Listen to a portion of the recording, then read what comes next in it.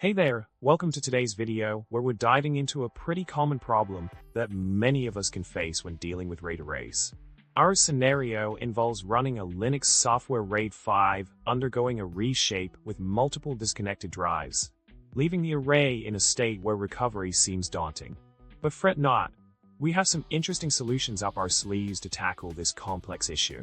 In the solution provided, a clever approach was taken to create overlays for the RAID members, and then using mdadm to create two separate arrays, one reflecting the pre-reshape state and the other the post-reshape state.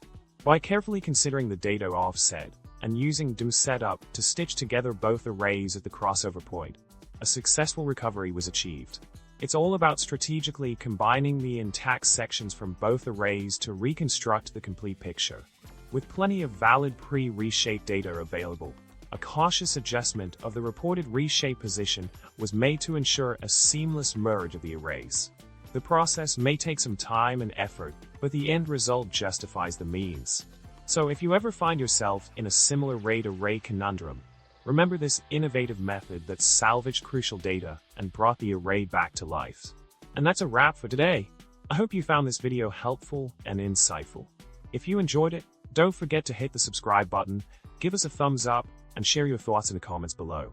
Until next time, happy recovering and stay tech savvy.